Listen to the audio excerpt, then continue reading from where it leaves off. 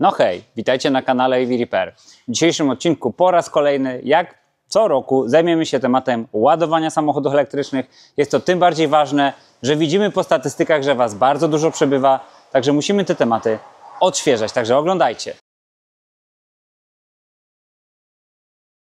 Słuchajcie, więc ten materiał podzielimy na dwa segmenty. W pierwszym segmencie zajmiemy się ładowaniem prądem przemiennym, czyli takim, który występuje w Waszych gniazdkach, w Waszych domach i w Waszych mieszkaniach, a w drugim segmencie zajmiemy się ładowaniem prądem stałym, czyli taki, który jest nam dostarczany do baterii bezpośrednio z ładowarek szybkich. Więc w pierwszej kolejności przyjrzyjmy się ładowaniu prądem przemiennym. I tutaj ważne jest to, od czego to ładowanie zależy, czyli to, co ja lubię mówić, czyli determinanty tego, jaką mocą możemy się ładować. I tych rzeczy, które występują, możemy wyróżnić trzy.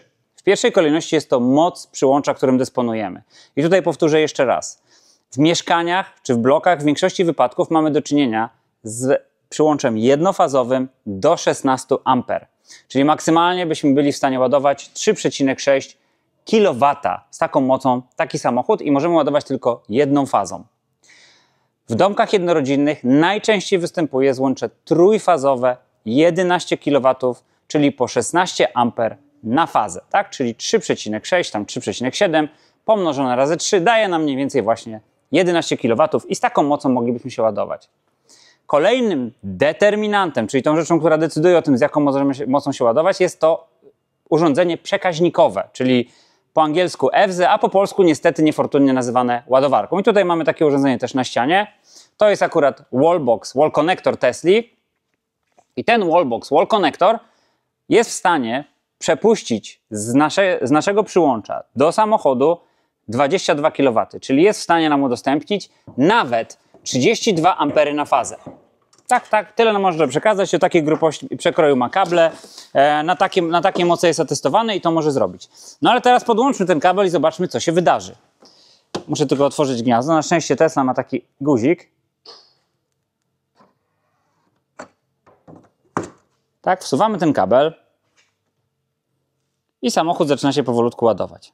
No i teraz zobaczymy na ekranie Tesli, z jaką mocą ta nasza Tesla się ładuje. I być może poznamy kolejny determinant, jak ja to nazywam. No, tutaj zwiększa się, ale mamy dopuszczalną moc 16 A na fazę. Ja tylko wyłączę klimatyzację, żeby nam tu nie przeszkadzała. Mamy dopuszczalną moc 16 A na fazę, którą teraz osiągnęliśmy.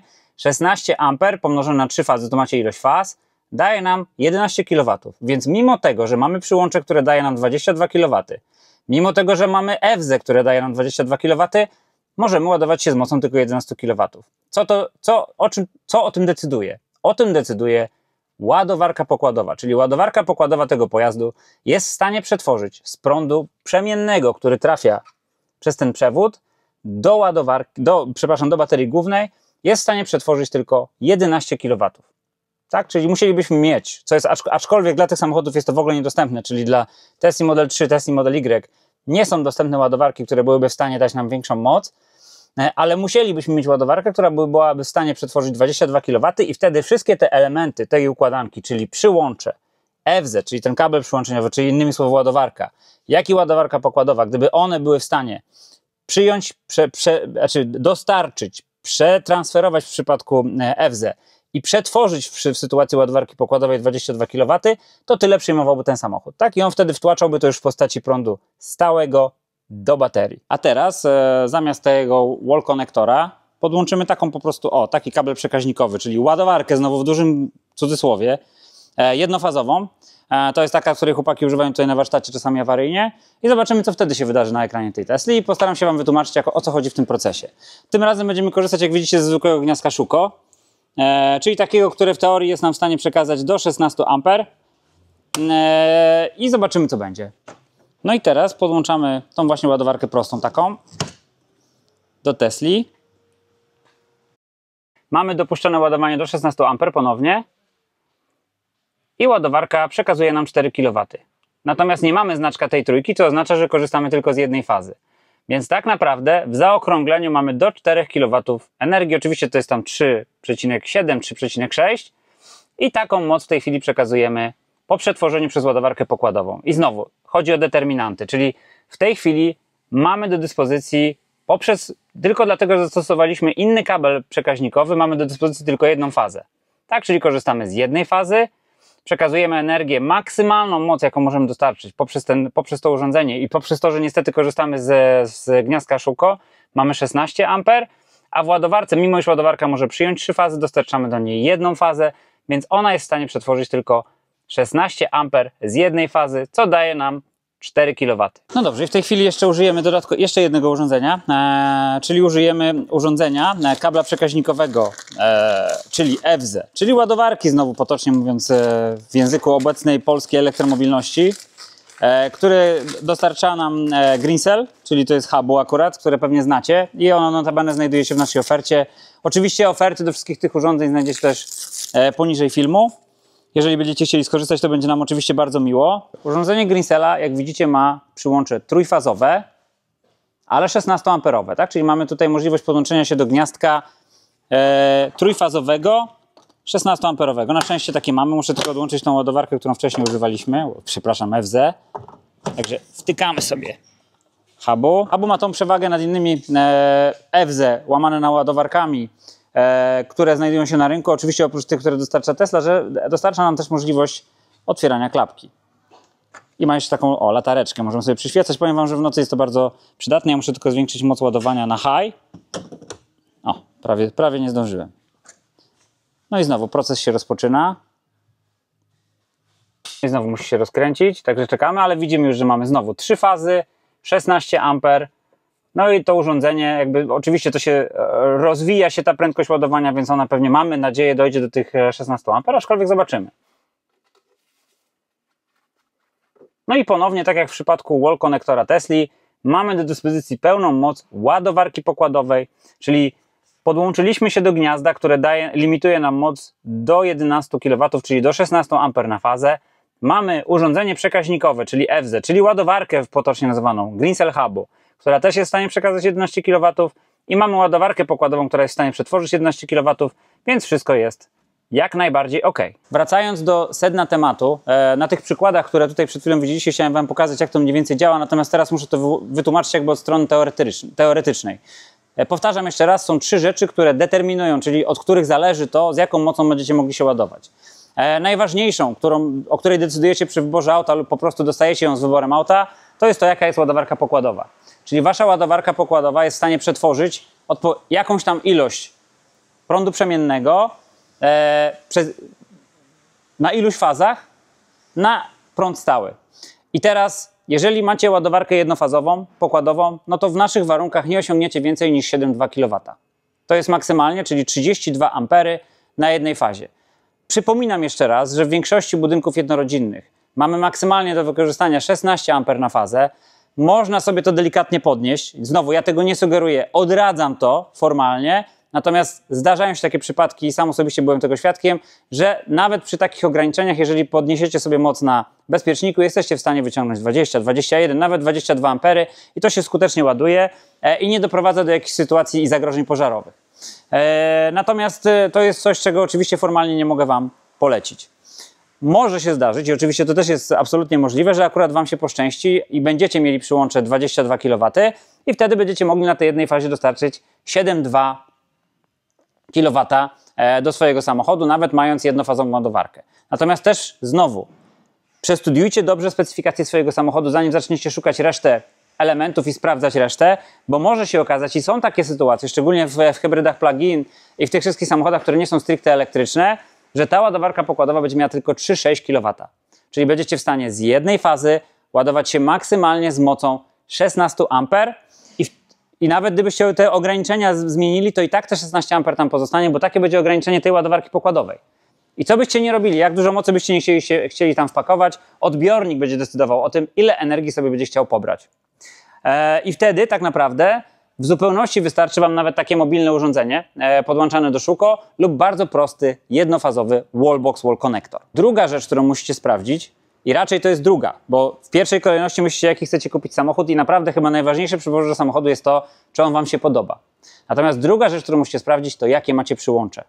Czyli jeżeli macie przyłącze jednofazowe, to już wiecie doskonale, że nigdy tego samochodu nie naładujecie z mocą większą niż 7,2 kW.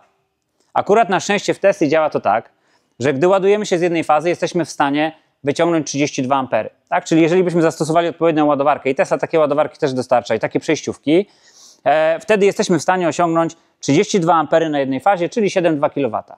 Ale tutaj jednofazowe złącze, które mamy w domu, w pewnym sensie to determinuje i ogranicza maksymalnie do tych właśnie 7,2 kW. I znowu, nam się tutaj udawało też już wyciągać i 40 amper na jednej fazie, bo są samochody w pewnych konfiguracjach, o czym powiem później, które są w stanie na jednej fazie wyciągnąć z sieci więcej, ale ogólnie trzeba przyjąć takie założenie, że w naszym europejskim systemie z tej jednej fazy i przy samochodach dedykowanych na europejski rynek wyciągniecie maksymalnie 7,2 kW, a zazwyczaj będzie to 3,6, czyli jedna faza 16 amper.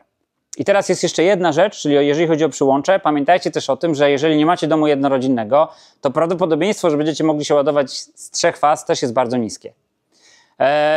Chyba że, i tutaj znowu to trzeba się odwołać do miejsca, w którym akurat zamieszkujecie, jeżeli jest to blok, jeżeli macie parking podziemny, czy jest tam możliwość podłączenia 3 faz. Z reguły niestety nie, z reguły jest to przyłącze jednofazowe, z reguły jest to podłączenie 16 A, czyli znowu musicie pamiętać o tym, że będziecie ładować się 3,6 kW i więcej mocy z tego przyłącza nie będziecie w stanie wyciągnąć, szczególnie, że to jest przyłącze zewnętrzne, które udostępnia Wam wspólnota, więc nie możecie też się bawić z mocą bezpieczników, nie macie tam w zasadzie, zabezpieczeń i nie macie tam dostępu, nie powinniście niczego z tym robić, szczególnie, że gdy coś się wydarzy, to oczywiście cała jakby odpowiedzialność spadnie na Was. Więc jeżeli jesteście w domu jednorodzinnym, oczywiście możecie sobie trochę przy tym majstrować, ale pamiętajcie o ryzyku i o Waszej za to odpowiedzialności. Już jak znacie te parametry, czyli znacie moc ładowarki pokładowej, czy możliwości ładowarki pokładowej, moc przyłącza, którym dysponujecie w swoim domu, mieszkaniu, garażu podziemnym, to dopiero wtedy szukacie FZ.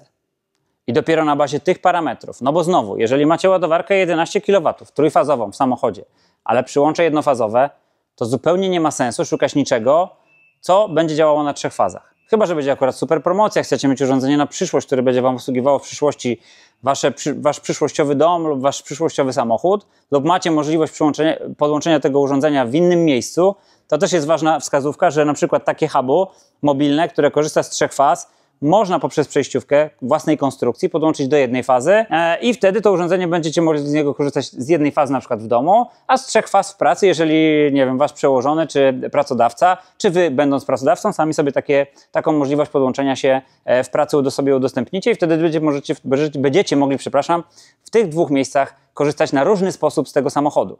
Natomiast przede wszystkim musicie wiedzieć, co siedzi w tym samochodzie, w drugiej kolejności wiedzieć, jakie macie przyłącze, jakimi przyłączami dysponujecie i w jaki sposób będziecie samochodu używać, bo faktycznie tutaj dochodzi jeszcze element tego, że możecie się ładować w wielu miejscach. Natomiast gdybyście się ładowali tylko w swoim miejscu zamieszkania, no to te 2 determinanty, czyli ładowarka pokładowa, moc przyłącza, a dopiero na koniec FZ dobieramy do tego, tak żeby ono było w stanie przekazać maksymalną ilość mocy z przyłącza do ładowarki. Ładowarka więcej nie weźmie, przyłącze więcej nie da niż ma, a to jest tylko kabel przyłączniowy, który tą moc, tą energię elektryczną transferuje z sieci do ładowarki pokładowej. Więc pamiętajcie o tym, jak czytacie reklamy FZ, ładowarek, wallboxów, wallkonektorów, że jeżeli tam jest napisane 22 kW, to oznacza, mówię tu oczywiście o prądzie przemiennym, oznacza to, że te urządzenia są w stanie Wam przekazać dokładnie tyle mocy do samochodu, natomiast to też zależy od tych rzeczy, o których mówiłem wcześniej, czyli jeszcze raz powtórzę, przyłącza i ładowarki pokładowej. Jeszcze parę słów na temat tego, co występuje najczęściej, czego możemy się spodziewać. Najczęściej w obecnych konfiguracjach samochodów elektrycznych występują 2 rodzaje ładowarek pokładowych. 11 kW, czyli trójfazowe 11 kW i jednofazowe 7,2 kW, czyli jedna faza 32 A. Rzadko w takich samochodach, powiedzmy, półelektrycznych, czyli hybrydach plug-in, występuje 3,6 kW. Ładowarki 22 kW to jest to coś, co występowało dosyć często wcześniej. Wciąż występuje w najdroższych samochodach jako opcja dodatkowa konfiguracyjna, natomiast jest to już obecnie rzadkość i bardzo rzadko się korzysta z 22 kW ładowarek. Także najczęściej spotykamy się z 11 kW i na to musicie być gotowi. Jeżeli chodzi o przyłącza, które macie w domu czy w mieszkaniu. Tutaj powtórzę jeszcze raz. Na Wasze życzenie lub ewentualnie, jeżeli macie szczęście, a rzadko się to zdarza, w domach jednorodzinnych dysponujecie przyłączem trójfazowym, też 11 kW. Stąd taki determinant i dlatego też producenci większych ładowarek nie pakują. Natomiast może się zdarzyć, że macie 22 kW Natomiast znowu, ze względu na to, jakie są ograniczenia samochodów elektrycznych, prawdopodobnie tego złącza nie wykorzystacie. W mieszkaniach zazwyczaj macie do dyspozycji jedną fazę 16 A i też z drugiej strony wydaje mi się, że ładowanie z mieszkania jest praktycznie niemożliwe, szczególnie jeżeli znajdujecie się na drugim, trzecim, czwartym piętrze. Po prostu ładowanie na przedłużaczu to jest nonsens i to raczej się to nie zdarza. Będziecie się wtedy ładować ze słupków, ale o tym powiemy trochę za chwilę. Jeżeli byście ładowali się we wspólnocie, najczęściej, znowu powtórzę, będziecie mieli do dyspozycji pojedyncze przyłączek, takie jak gniazdko, które będzie miało 16 A, jedną fazę. Być może wspólnota, szczególnie te najnowsze budynki powinny to spełniać, będzie Wam w stanie udostępnić złącze trójfazowe. Wtedy będziecie w stanie dostarczyć 11 kW. Jeszcze raz powtórzę, to urządzenie jest wtórnym do tego, jakim dysponujecie przyłączem i jaką ładowarką pokładową.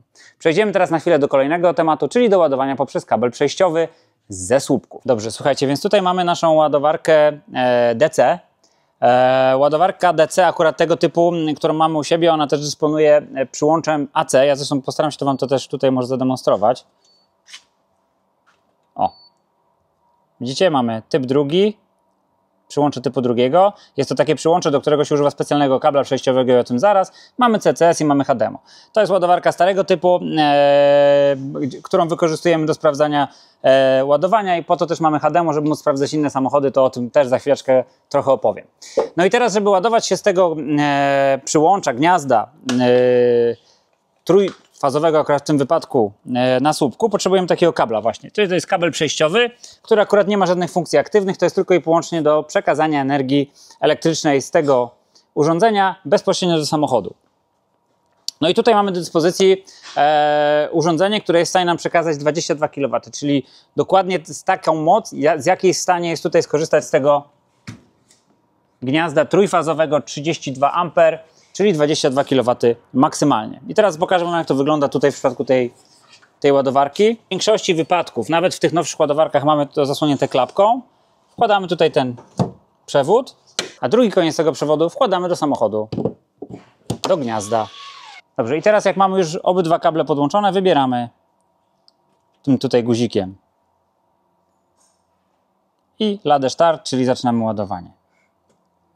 O, coś kliknęło.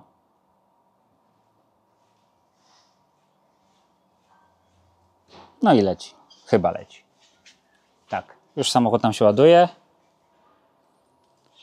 Niestety nie jestem w stanie Wam zobrazować tego, co tam się dzieje na ekranie, no bo samochód wisi na podnośniku, a do naszej trójki, która znajduje się kawałek dalej, po prostu byśmy od tej ładowarki nie podeszli.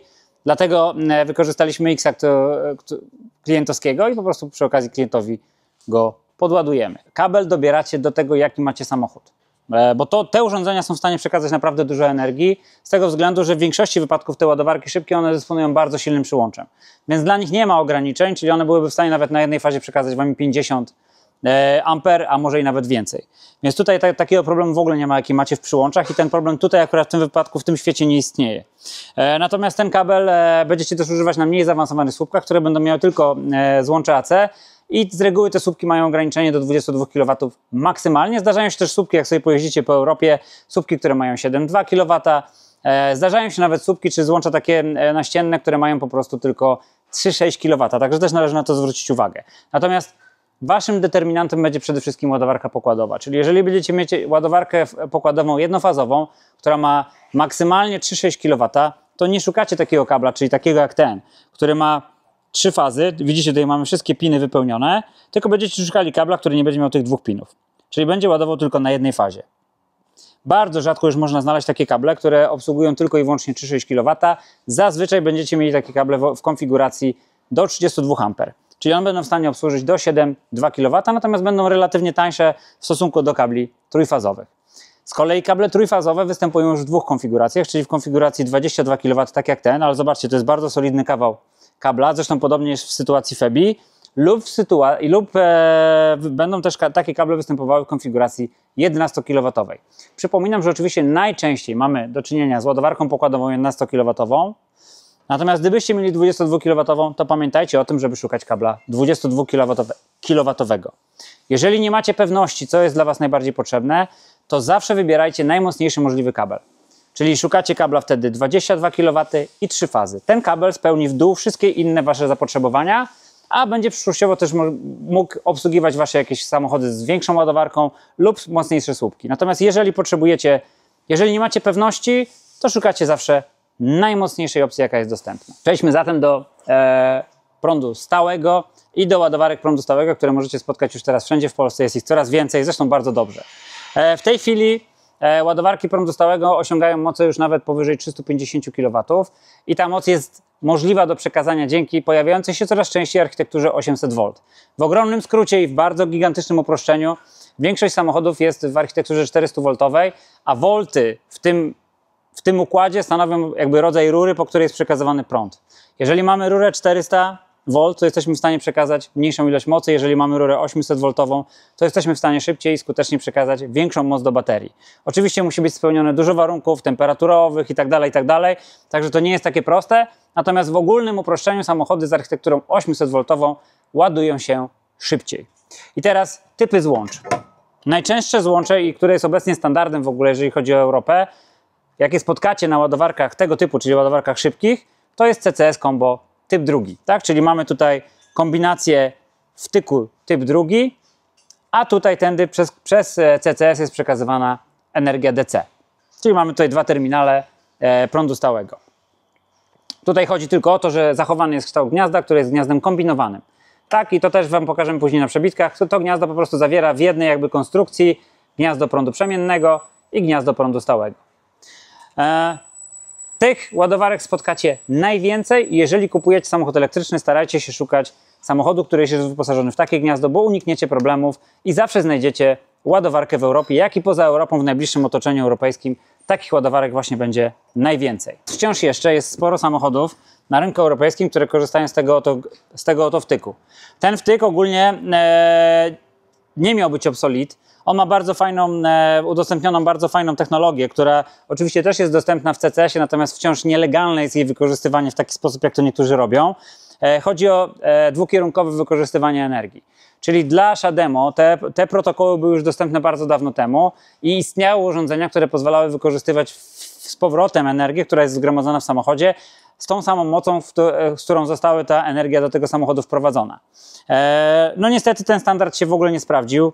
W tej chwili mamy go jeszcze w Nissanach Leafach, mamy go jeszcze chyba, znaczy na pewno mamy go jeszcze w trojaczkach, których sporo jest na rynku, natomiast samochodów z tym standardem raczej już nowych nie kupicie, a jeżeli kupicie, to będziecie musieli się pogodzić z tym, że tych złączy jest coraz mniej. Są one coraz rzadziej dostępne na ładowarkach, a te ładowarki, które mają to złącze, są zamieniane na ładowarki z dwoma złączami CCS. Są oczywiście adaptery i znowu, ten rynek na szczęście nie znosi próżni i możecie znaleźć adaptery z CCS2 Combo na Shademo. Natomiast koszt na razie tych adapterów jest dosyć duży, on będzie oczywiście spadał. No i to powoduje, że ten samochód staje się po prostu albo za drogi, albo dosyć trudny w obsłudze, jeżeli chodzi o ładowanie szybkie. My mamy cały czas takie złącze dzięki temu, że ta ładowarka, którą zakupiliśmy, jest po prostu starszego typu, no bo trafiają do nas też właśnie Nissan Leafy i takie samochody, które potrzebują sprawdzenia szybkiego ładowania, więc korzystamy z Shademo. Patrzcie, specjalnie musieliśmy grzebać w naszym magazynie, na które się teraz przenosimy i udało mi się znaleźć ten oto Antyk. To jest urządzenie, które kiedyś robiło furorę. Jest to przejściówka ze specyficznego złącza Tesli. To jest stylizowany typ drugi, który jednocześnie przenosi DC, a tutaj mamy przejście na Shademo. Tak to wygląda. Tak to wyglądało. To było kiedyś bardzo popularne, szczególnie w samochodach amerykańskich. Samochody amerykańskie też miały takie specyficzne złącze, tylko po tej stronie było złącze amerykańskie. Był to produkt kiedyś bardzo rozchwytywany i poszukiwany. Myśmy zostawili specjalnie jeden ku pamięci dla potomnych. W większości wypadków samochody, które mają jeszcze Shademo, one mają dosyć małe baterie pokładowe, więc one i tak dosyć szybko naładują się prądem przemiennym. A Shademo wciąż pozostaje ciekawą alternatywą i opcją w sytuacji ładowania prądem stałym. Także nie należy tych samochodów unikać, jeżeli szukacie czegoś bardzo taniego, natomiast miejcie tylko na uwadze to, że to złącze przestaje być standardem i powoli znika. Słuchajcie, więc zaraz Wiktoria Wam pokaże. Podłączyliśmy tutaj CCS-a, którego pokazywałem Wam w sytuacji też ładowania poprzez kabel przejściowy. Tutaj mamy parametry tego ładowania. Oczywiście przypominam, że CCS, który mamy tutaj, to jest CCS mobilny, czyli on nie jest podłączony na stałe do sieci, więc on ma ograniczenie do 20 kW. Chodzi tylko o zaprezentowanie procesu. No i teraz dostarczamy energię bezpośrednio z pominięciem ładowarki pokładowej. Tak, czyli ładowarka pokładowa nie jest zaangażowana w przetwarzanie prądu przemiennego w prąd stały, tylko jest dostarczany prąd stały z tego urządzenia bezpośrednio do baterii. Tak jak widać, bezpośrednio do samochodu jest dostarczane 18 kW, także widać, że nasze urządzenie ma większe ograniczenia niż się spodziewałem. Natomiast wciąż jest to więcej niż ten samochód byłby w stanie przyjąć w sytuacji ładowarki prądu przemiennego. Czy tam ewentualnie gdyby przyjmował prąd przemienny, on tutaj wtedy byłby w stanie przyjąć tylko 11 kW. Dodatkowo zaznaczam, że w sytuacji ładowarek oczywiście dużo szybszych superchargerów, czy jeszcze szybszych ładowarek, ten samochód jest w stanie przyjąć nawet do 250 kW energii na raz.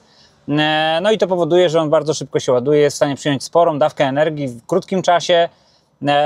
I tego ładowania używamy głównie na trasie. Mówię o ładowaniu prądem stałym. Tutaj też jest taka dodatkowa rzecz, jakbyś mogła, Wiktoria, pokazać tą część ekranu. W zależności od rodzaju baterii, jaką posiadamy, mamy tak zwany rekomendowany limit ładowania. I akurat tutaj mamy baterię litowo-jonową Panasonica, więc ustawiamy sobie limit ładowania na 80%. I tak ładujemy przy jeździe codziennej. Oczywiście w momencie, kiedy jedziemy w trasę i chcemy zmaksymalizować swoje możliwości, albo na przykład mamy duże odległości pomiędzy ładowarkami, to wiadomo, że w sytuacji podróży nie przejmujemy się absolutnie tym i ładujemy na 100%. Wiadomo, że oczywiście będzie to w jakiś tam sposób wpływało negatywnie na baterię, natomiast z reguły podróże są raczej sprawą sporadyczną, dlatego ładujemy na maksa, po prostu jedziemy na maksa i się tym nie przejmujemy, aczkolwiek moja technologia jazdy samochodem elektrycznym jest taka, że staram się je częściej ładować, a krócej. W tej chwili przy obecnych szybkościach ładowania po prostu jesteśmy w stanie w bardzo krótkim czasie naładować sobie te dodatkowe 40-30% i możemy jechać z superchargera na supercharger. Także to ułatwia nam jazdę, natomiast nie o tym dzisiejszy materiał. Dzisiejszy materiał o tym, że po prostu ładujemy się superchargerem. Na koniec jeszcze bardzo krótko omówię złącza innego typu niż złącze typ drugi CCS2, czyli CCS2 Combo. Złącza, które najczęściej możecie się spotkać, szczególnie w naszym uniwersum, czyli uniwersum Tesli, to są złącza typu amerykańskiego, czyli takie właśnie złącze. To złącze, w zależności od tego, jaka jest ładowarka pokładowa, ono ma taką specyfikę, że jest w stanie przyjąć na jednej fazie dużo więcej niż my mamy, jeżeli chodzi o możliwości przyłączeniowe. I tutaj możecie się spotkać z taką sytuacją, że poprzez odpowiednią przejściówkę będziecie w stanie przetransferować z takiej oto maszyny, tak? Czyli ze słupka akurat, dużo więcej mocy do samochodu, niż moglibyście to zrobić podłączając się do prądu przemiennego. To jest taka specyficzna sytuacja, że na przykład ładowarka pokładowa w Tesli, załóżmy w Tesli Model 3, ma 48 A na jednej fazie. Więc gdybyście użyli przejściówki o odpowiedniej mocy i mieli akurat słupek i kabel, który byłby w stanie przynieść taką moc, to bylibyście w stanie dostarczyć 48 A. Oczywiście to jest bardzo skomplikowane, żeby uzyskać taką konfigurację, ale to jest do zrobienia. I wiem, że niektórzy tak robią, aczkolwiek jest to trochę skomplikowane. Bardzo często, szczególnie w Tesli, a szczególnie w Tesli Model 3, Tesli Model Y i powiedzmy w wszystkich Teslach Model S i X Palladium dochodzi do zmiany gniazda. Jest to relatywnie łatwe, aczkolwiek dosyć kosztowne. No i oczywiście wtedy samochód jakby absolutnie już nie jest w konfiguracji takiej, jakiej wyjechał z fabryki. Natomiast to można zrobić i wtedy możecie z powodzeniem korzystać z takich właśnie, na przykład tutaj wyciągnę CCS2 Combo i po prostu już wtedy podjeżdżacie pod ładowarkę szybką, ładujecie się CCS-em i to normalnie funkcjonuje tak, jakby to był samochód europejski, przynajmniej w tym zakresie. Natomiast jeżeli nie chcecie zmieniać gniazda i chcecie przyoszczędzić, możecie używać tego typu adapterów, czyli adapterów, które transferują gniazdo CCS na złącze amerykańskie. I wtedy, to jest akurat taka nasza tutaj lokalna testowa, jak widzicie, Andrzej ją tutaj naprawiał, bo już parę razy pękła.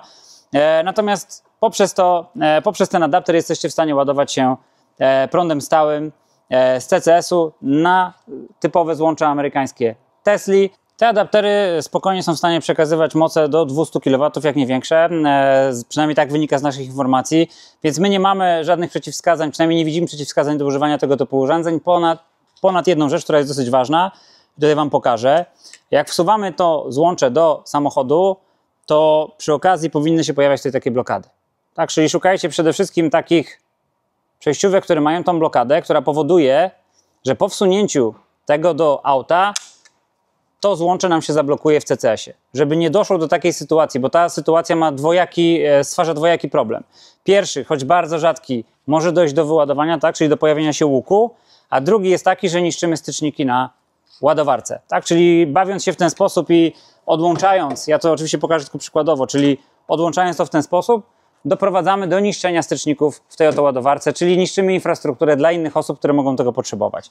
Natomiast jeżeli ten adapter będzie solidnie zabezpieczony i to tutaj urządzenie nam się zablokuje, to wtedy zawsze wyciągniemy to razem i do takiej sytuacji nie dojdzie. Bo oczywiście to złącze też mamy zablokowane w samochodzie. Oczywiście możecie też stosować niezależnie adaptery do prądu przemiennego i one występują tutaj w dwóch takich wariantach. Pierwszy wariant to jest taki który pozwala nam przenosić energię ze zwykłego kabla typu drugiego, tak z ładowarki czy tam z EWZE, jak i z takiego kabla, który tutaj znajduje się w tym urządzeniu, znaczy który używamy do obsługi takiego urządzenia. I wtedy oczywiście, jak widzicie, mamy tutaj do dyspozycji tylko jedną fazę, bo tylko jedną fazę ładowarki pokładowe w samochodach amerykańskich obsługują. I to jest akurat urządzenie wygodniejsze, no bo macie tutaj standard, który obecnie jest dostępny w Europie, więc de facto to używanie tego jest dużo łatwiejsze. Tutaj mamy jeszcze taki standard, który też jest używany w Stanach Zjednoczonych i to był pierwszy standard, który się używał też w Europie do typu pierwszego, bo jak wiecie, w Stanach Zjednoczonych podstawowym złączem do ładowania, podstawowym złączem prądu przemiennego jest właśnie to złącze, czyli typ pierwszy, tak? Lub CCS combo typu pierwszego z typem pierwszym, czyli mamy taki sam CCS jak tutaj, to zresztą pokażę Wam na przebitkach, czyli mamy taki CCS jak tutaj, a tutaj mamy takie złącze zamiast typu drugiego. To jest złącze, które przekazuje prąd jednofazowy, prąd przemienny. Przejściówka powstała właśnie po to, żeby można było obsłużyć typowe złącze Tesli. W tej chwili trwają mocne debaty na temat tego, jakie złącze będzie docelowe. Ja osobiście jestem zwolennikiem maksymalnego upraszczania, więc wydaje mi się i mam nadzieję, że tego typu złącza wygrają walkę o rynek.